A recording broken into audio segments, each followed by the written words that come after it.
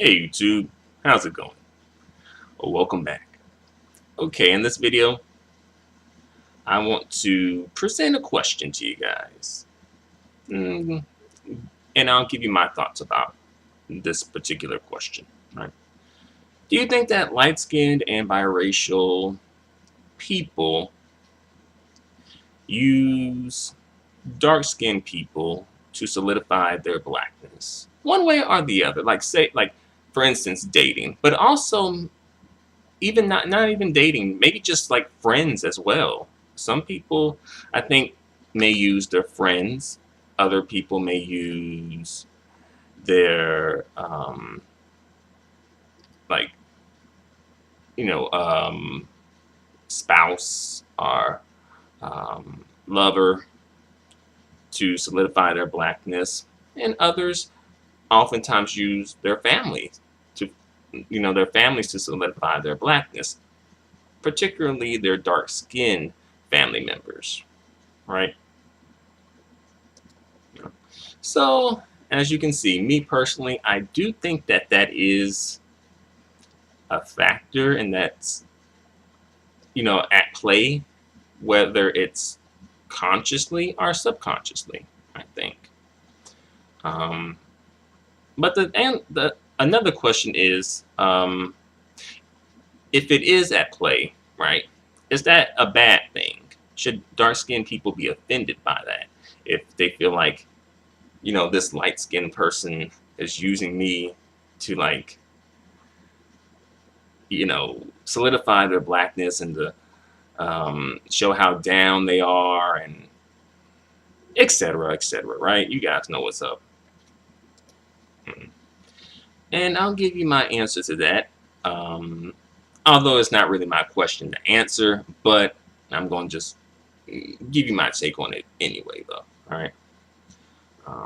I'll say when it comes to that sort of a thing, I think on one hand, that is a good thing. Like if you are really down for black people and consider yourself black, then you should have, black friends, um, a black family, black spouse. Right? Wouldn't that be weird if like someone postured themselves as being pro-black and being so down, but don't have a lick of relation to blackness, right? Yeah. So on one hand, we should encourage, you know, people, black folks in general, of course, but light-skinned folks to come towards blackness. I think if we want them to be a part of the community, some people, when it comes to like biracials, are like, I don't know, right? um, on the other hand, though, if it seems like that's the only thing that they want is like a dark skinned cosign, and that's the only thing they're interested in, and it's just like that's it, and they don't really care, and you can sense it that they really don't care much for dark skinned people outside of making them look quote unquote pro black and down, right? So at that point, then people kind of can start questioning you or whoever's doing it and thinking, okay, what are you really here for? you know. I can speak a little bit and give a little bit of information about my family and kind of like the dynamics within it a little bit as it relates to this particular subject. I'll say like on my father's side of the family, I did kind of see that almost somewhat encouraged, you know.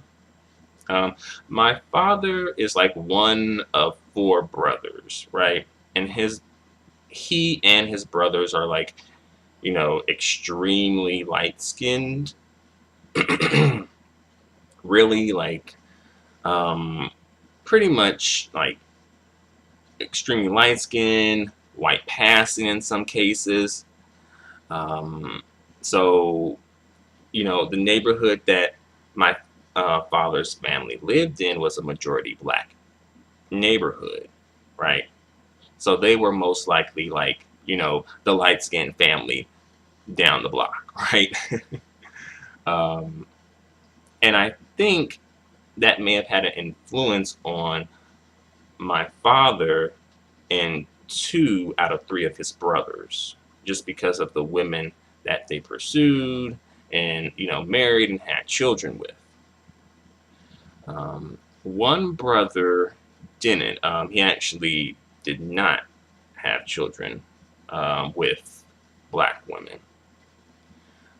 But my father and two of his brothers did. So kind of like 3 out of 4, right? 3 out of 4, gravitated towards, the black queens, right?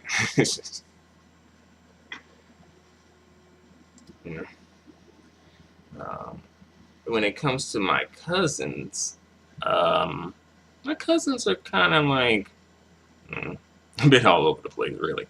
But two of my cousins, well, three, mm, and I'm talking about more so like my first cousins, right? Like my father's brother's children, like their children, all right? And they're kind of, a bit all over the place, a little bit, you know. I'll say three married black, um, one married non-black, and the rest are kind of like, not married.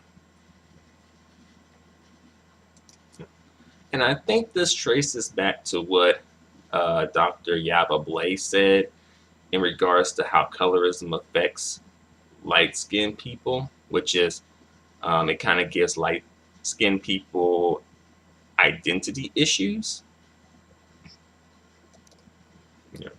I mean, obviously, like black folks, dark-skinned black people are not like gravitating towards other dark-skinned black people to solidify their blackness.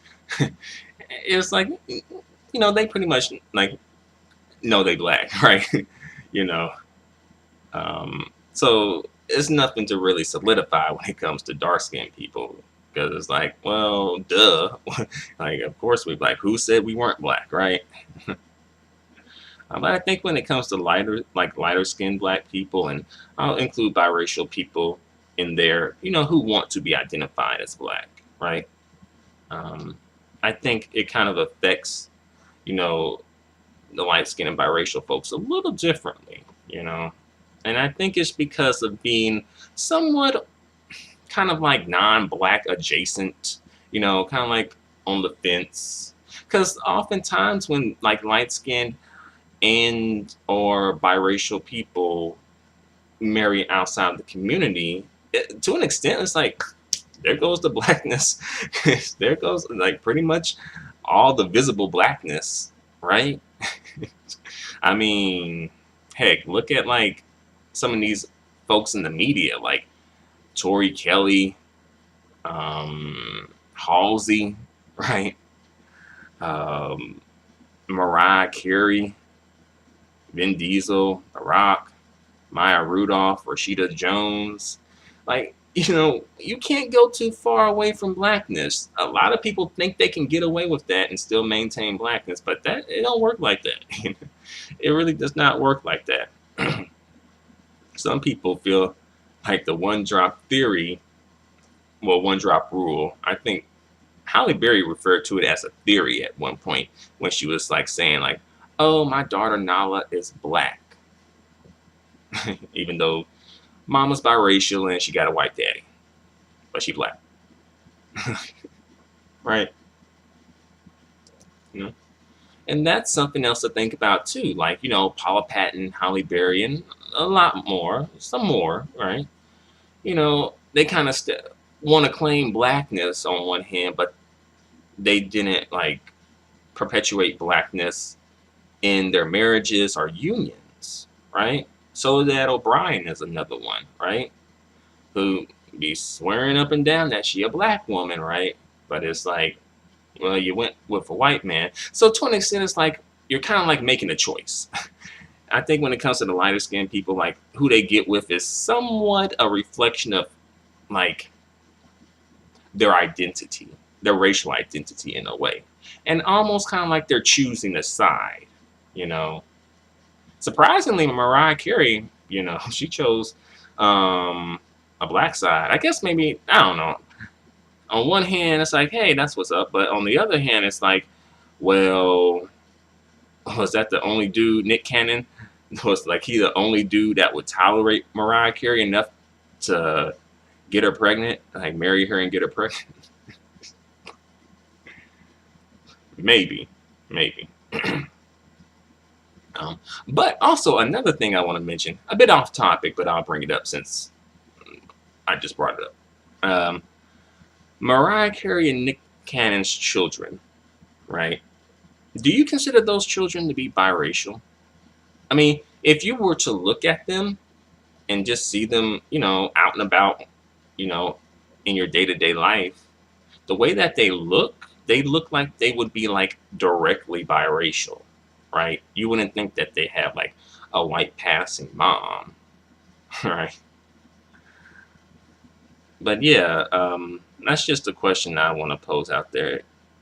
Are the children of white passing black identified people and black people who are not racially ambiguous, are they considered black or light skinned? Like, are Mariah Carey children considered light skinned or biracial?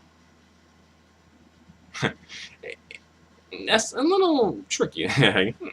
You know, based on the way they look, you know, but then again, well, I don't know. And also, like, Paula Patton and Robin Thicke's son, like, I saw their son, and their son looks whiter than Robin Thicke. Which is strange because their mama is like at least part black. So you think he has like at least a touch of blackness in him, but he's like really blonde hair and really light skin, straight hair, I think, too. I don't even think his hair has a curl texture. I'm not sure. But yeah, I'm like, oh wow. Like, Paula Patton, are you sure this is your son? I think Robin Thicke may have like, you know, genetically engineered a white child. But I don't want to make this video too long, you guys. So thanks for watching. Feel free to comment. Until the next video, adios and goodbye for now.